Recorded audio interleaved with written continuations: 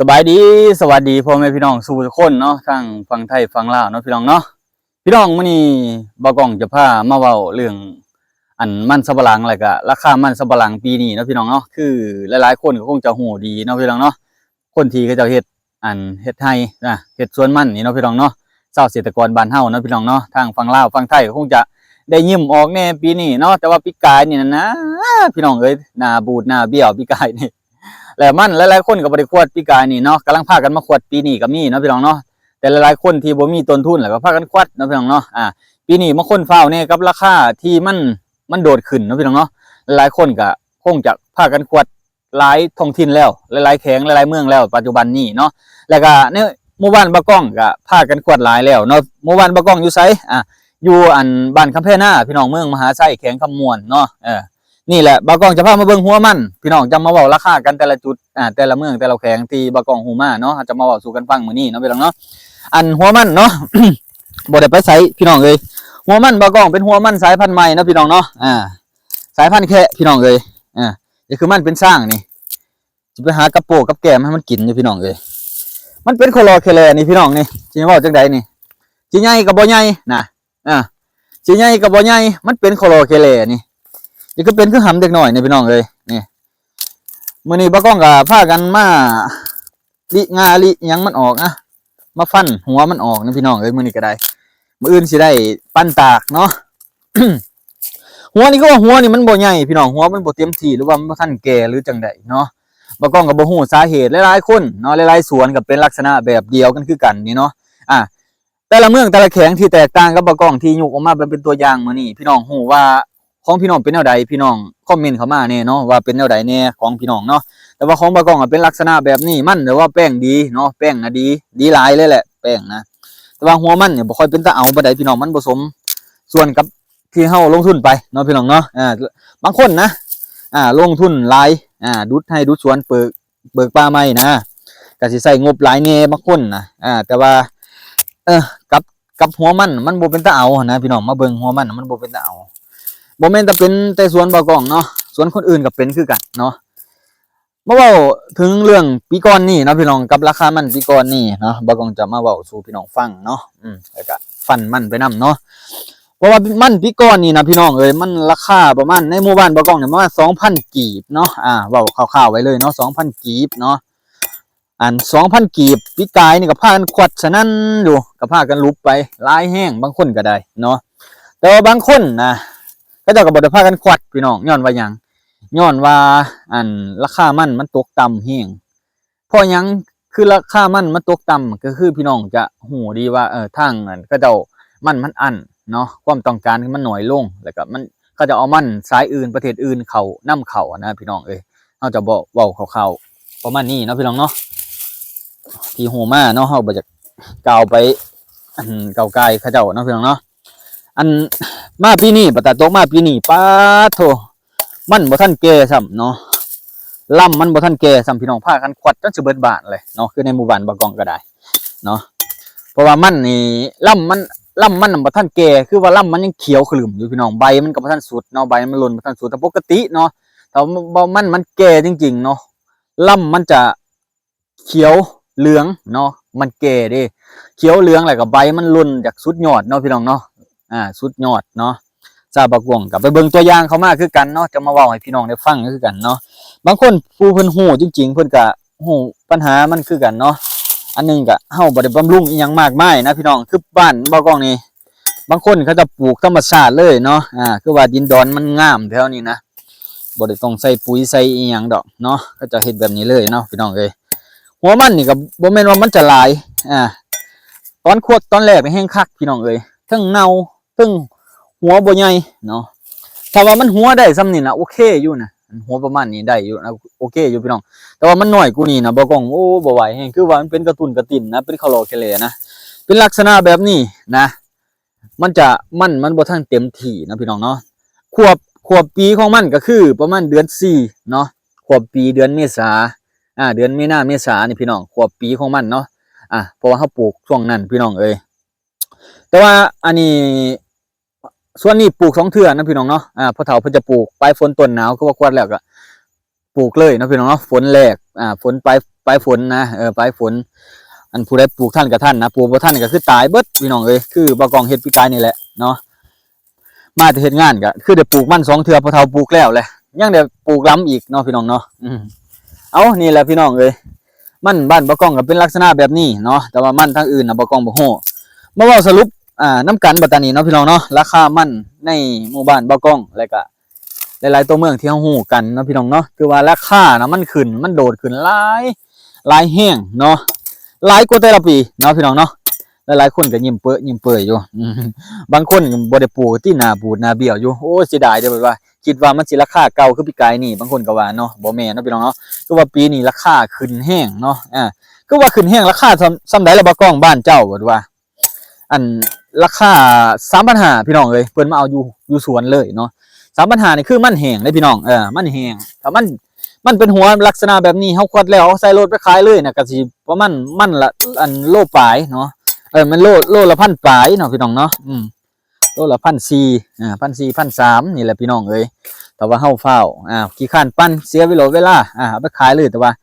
อันทางหมู่บ้านบ่บอกมันจะไกลกับร้านใหญ่เขาเฮาจะขายแบบนั้นบ่ได้มีแต่ขายแบบมันแห้งเนาะพี่น้องเนาะมันแห้งก็5-6แดดพี่น้องเอ้ยแตกกบแตกเปาะพู้นแหละถ้าว่าเอาบ่ให้เขาตินะว่าบ่ให้เขาติเลยนะปกติก็ประมาณ5แดดนี่แหละพี่น้อง4แดดนี่แหละเอามันแห้งคักๆกันนะแห้งแบบแห้งโอเคนะแห้งพอดีแห้งบ่ลุบเฮาลุบเขาหั่นนะบ่ลุบเขาดอกมีแต่ลุบเฮานี่แหละพี่น้องเอ้ยถ้ามันแห้งคักแล้วมันแม่นอยู่คุณภาพเนาะพี่น้องเนาะแป้งมันออกดีมันแห้งพอดีนะผานกับผานบ่ได้หนาคือหัวมะกอกก็บ่ได้ผานหนาเนาะลักษณะประมาณเส้นกัวเนาะที่เขาปรับใบมีดนะพี่น้องเนาะการที่จะปั้นมันเนาะเขาก็ต้องปรับใบมีดนะมันเป็นลักษณะที่ประมาณเหมาะเจาะเอาเขาสิกะว่าเขาจักแดดนะพี่น้องเขาก็เฮ็ดไปเนาะคือว่าเฮ็ดไปตามแบบประมาณที่มันเหมาะนะ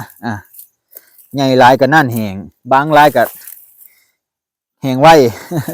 แห้งไวก็ดีแห้งไวก็ได้ขายไวไปขวัดสวนใหม่ปีนี้บ่กองเฮ็ด2 สวน 3 สวนแหละพี่น้องเอ้ยสวนอยู่บ้านตัวเองนำอันนี้อยู่บ้านพ่อเฒ่าเนาะเฮ็ดนำพ่อเฒ่าอยู่บ้านก็คือให้แม่เพิ่นเบิ่งแม่บ่กองเบิ่งเนาะก็บ่หลายดอกพี่น้องประมาณ10กว่าไร่เนาะบ่หลายแต่อยู่พุ่นน่ะมันหญ้าหลายเนาะพี่น้องเนาะหญ้าหลายแม่บ่กองเอาหญ้าคนเดียวบ่ทันเนาะพี่น้องเนาะแล้วปีหน้าสิแก้ไขแนวใดสิปลูกต่อบ่ปลูกคือเก่านะพี่น้องหลายๆคนน่ะเพิ่นก็อยากให้เซาแหละมันบ่กองแล่นลบหน้าลบหลังอยู่มันบ่ทั่วบ่ถึงดูแลบ่ทั่วบ่ถึงเงินค่ำก็อยากได้อยู่พี่น้องคันบ่เฮ็ดก็จักสิหาใส่เงินค่ำกำแก้วก็ได้พี่น้องเอ้ยมันหายากในบ้านเฮาถ้าบ่เฮ็ดอันนี้ไปอันบ่มีที่มีทางนี่ตายเด้อพี่น้องเอ้ยแม่นอยู่ไปรับจ้างก็ได้เงินอยู่แต่ว่าเวลาเฮาจักมาอยู่บ้านอยู่เมืองเฮาบ่ฮู้จักเฮ็ดจักหานะบางทีบ่มีที่มีทางแต่ว่าใช่นี่แต่เฮามีที่มีทางมาหากินไปเรื่อยแต่ว่าปลูกมันปลูกยางไว้เนาะคือในหมู่บ้านบะกองนี่หมู่บ้านเมียเนาะหมู่บ้านเมียจะปลูกยางนิยมกันปลูกยางได้ซุมื้อนี่พี่น้องเอ้ยแต่ว่าต้นยางก็แพงเด้เบี้ยตาเขียวตาดำเพิ่นน่ะเบี้ยหนึ่งก็10 กว่าพันพุ15,000ผู้คนว่าโอ้บ่ไหวเด้อพี่น้องเอ้ยมันมีแต่แนวแพงๆซุมื้อนี่คือว่าแหละแนวเฮาบ่เฮ็ดบ่เป็นแล้วมันจะแพงทุกซุอย่างเนาะพี่น้องเนาะอันใดที่เฮาเฮ็ดบ่เป็นแล้วมันแพงเงินก็หายากแนวกินก็แพงอันนั้นอันนี้ก็แพงโอ้ มีแต่แนวนะพี่น้องเนาะแล้วหลายๆอย่างนี่เฮาก็หมุนไปตามมันบ่ทันพี่น้องเอ้ยมันมาใหม่คือในหมู่บ้านบะกองก็คือบ่กองก็บ่ได้ค่อยอัปเดตให้พี่น้องได้เบิ่งเนาะหลายๆคนนี่เขาเจ้าขายแล้วมื้อหน้ามื้อไหนเนาะบะกองอันมีโอกาสเนาะพี่น้องเนาะจับกล้องขึ้นมาได้ก็สิถ่ายตอนขายมันให้พี่น้องได้เบิ่งบรรยากาศบ้านเฮาตอนนี้อยู่อันสวนกับเมียนี่พี่น้องเอ้ยกำลังอันนี้แหละ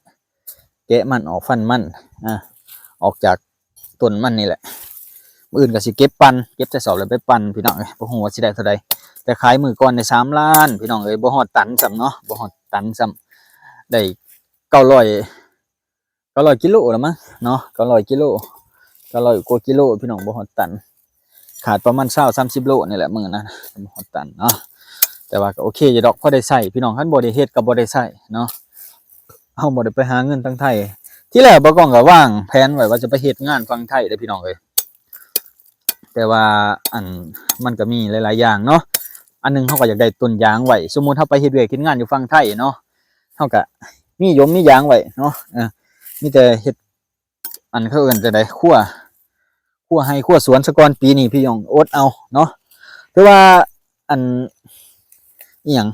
ปั้นเขาก็คือบ่ได้ตามเป้ามันได้ราคาเขามันบ่ดีปีนี้พี่น้องเอ้ยแต่ว่าราคามันโอเคเนาะโอเคได้ยิ้มนะพี่น้องเอ้ยหมู่บ้านบะกอง 3,500 ในอันแขวงคำมวนนี่พี่น้องแขวงคำมวนมันแห้งแล้วอยู่แขวงสวรรณเขตในหมู่บ้านบะกองเนาะทางเมืองสองคอนเนาะเมืองสองคอนแขวงสวรรณเขตเนาะติดต่อกับอันอีหยังเมืองสารวัตรเนาะพี่น้องเนาะเมืองสารวัตรแขวงสารวัตรพุ่นแหละจะเป็นเงินบาทเนาะจะเป็นโรงงานนั่นร้านมันไทยเนาะก็จะมาซื้อก็จะประมาณ5 บาทเดี๋ยวนี้อีเมลเราเว้าเนาะประมาณ5 บาทพี่น้องเอ้ย5 บาทตกเป็นเงินกีบก็โอ้หลายเติบเลยพี่น้องเอ้ยก็สิ 3,000 กว่าคือกันนี่แหละพี่น้องเอ้ย 3,000 กว่าเพราะว่าบาทหนึ่งมันตกอยู่600 กว่ากีบพี่น้องเอ้ย600 กว่ากีบเนาะปัจจุบันนี้เว้าตามเรทเงินปัจจุบันเนาะมันอยู่600 กว่ากีบพี่น้องแต่ว่า 3,000 มันก็สิอันอายุพี่น้องเอ้ยหลายเติบอยู่เนาะ3,000 กับ5 บาทบ่กองกับไล่เรทเงินบ่ค่อยเก่งปานใดเนาะนอกจากเอาโทรศัพท์มาไล่สิได้อันนี้บ่ได้พี่น้องมันก็สิเน่าแน่มันอมน้ำพี่น้องเอ้ยยกล่องบ่ถึกทางมันอันยกล่องถึกทางค้างน้ำเนาะบ่ปล่อยน้ำไปเนาะแต่ว่ามันอันนี้แป้งดีบ่กองก็บ่ฮู้มันสายพันธุ์นี้เนาะพี่น้องเนาะพอเฒ่าเอามามันก็จะนิยมในนี่เนาะนิยมในหมู่บ้านนี่บ่กองก็บ่จักดอกตอนนี้ก็สิเวลาค่ำมืดแล้วพี่น้องเอ้ยมาอัดคลิปตอนค่ำเนาะอัปเดตให้พี่น้องได้เบิ่งตอนเช้าอัปเดตไปแล้วเนาะช่วงนึงอัปเดตไปช่วงนึงแล้วเนาะมื้อเช้านี่ก็อัปเดตตอนมาหลายๆคนอาจสิอยากเห็นพิธีชีวิตบ่กองบ้านบ่กองเนาะพอบ่กองก็ให้ตาไปโดนเติบเนาะบ่ได้หายไปไสพี่น้องเอ้ยอยากเฮ็ดตลอดนั่นแหละคลิปก็ได้คิดฮอดพ่อแม่พี่น้องทุกคนนะคิดฮอดพ่อแม่พี่น้องเพิ่นที่ให้กำลังใจบ่กองหลายคนพ่อแม่ทั้งฝั่งไทยฝั่งลาวเฮาเนาะบางคนถามข่าวมาทางเพจ Facebook แล้วก็คอมเมนต์มาทางอันช่อง YouTube เนาะ ก็ดีใจพี่น้องที่เพิ่นถามข่าวเฮาเนาะเฮากับอันมีกำลังใจที่จะไปเฮ็ดต่อพี่น้องแค่ว่าเวลามันบ่อำนวยให้บ่กล้องแล้วก็อันนึงก็คือพวกสัญญาณเฮาอยู่บ้านนอกกับพี่น้องก็บ่ได้ว่าดอกเนาะมันก็ยากก็แม่นกูมันเฮาอยู่บ้านนอกเฮาก็อดเอาสู่เอาคู่ความเจริญ อดเอาพี่น้องเอ้ยเดี๋ยวเบ็ดอันนี้แล้วก็สิมื้ออะไรพี่น้องมันสิได้6 โมงแล้วเนาะมื้ออื่นก็ต่อมื้ออื่นน่ะจะได้เก็บงานส่วนนี้พี่น้องเก็บงานส่วนนี้ก็คือปั้นเนาะปั้นตากกับพี่น้องเอ้ยปั้นตากบ่ต้องสรุปว่าประมาณตันกว่าเนาะตันกว่าก็ประมาณ5-6 ล้านนี่แหละเนาะสวนนี้ประมาณ5-6 ล้านพี่น้องเอ้ยเหลือสวนดงบัดนี้สวนดงที่บ่กองขึ้นไปถ่ายพี่น้องได้เบิ่งจะมีกระต๊อบน้อยๆนั่นแหละบ่หลายปานใดพี่น้องเอ้ยดูก็ได้ประมาณ5 ไร่6 ไร่ประมาณนี้แหละอันนึงสวนนึงกับสวนเก่าอะไรแต่ว่าปลูกบ่ติดเพราะมันเป็นน้ำดินพี่น้องเอ้ยดินแห้ดินนั่นหลายมันบ่อมน้ำมันเลยแห้งมันเลยเหี่ยวแดดหัดนะส่งปลูกนะบัดเสียดายบัดตอนนี้โอ้ยราคามันขึ้นแล้วเสียดายจ่อยๆพี่น้องเอ้ยปีนี้ขอเก็บมันจักหน่อยพี่น้องเอ้ย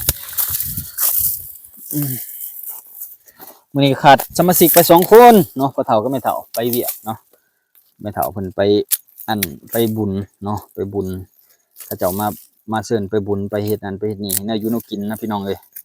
ในบุญในงานเขาเนาะบ้านเขามาซอยบ้านเฮาเขาไปซอยบ้านเขาพี่น้องก็ไปแผ่เขาแผ่น้ำมันเป็นบุญกองเขาเนาะหลายๆคนก็เคยเห็นเนาะในคลิปอันคนไทยที่เพิ่นมาถ่ายฝ้าวบ่กล้องกันนะฝ้าวเฮ็ดมันแล้วมันทั่วพี่น้องว่าสิเมื่อบ้านฝ้าวมาขวดมันซอยอีเมอยู่บ้านพอได้เงินซื้อเบียร์ยางบ่กล้องก็ได้อยากได้เบียร์ยางพี่น้องเอ้ยบ่กล้องนะบ่ได้คิดหยังหลายแต่อยากได้เบียร์ยาง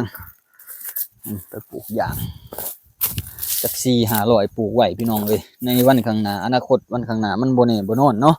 เอาพี่น้องเอ้ยเอาค่ำมืดแล้วเนาะ ปัตตานีเขาก็สิได้มื้อเด้อพี่น้องเอ้ยฝากพ่อแม่พี่น้องทางฝั่งไทยฝั่งลาวอย่าเพิ่งเบื่ออย่าเพิ่งหยังกันเด้อพี่น้องเด้อบ่กล้องมันบ่มีเวลาเนาะพี่น้องเนาะคืออยู่แต่ในไร่ในสวนเบิ่งหน้าดำเปื้อๆแล้วพี่น้องซุมื้อนี้คือบ่รอแท้จะว่าพี่น้องจะว่าเนาะเอาโอเคพี่น้องขอบใจหลายๆที่ให้การติดตามรับชมขอบคุณครับ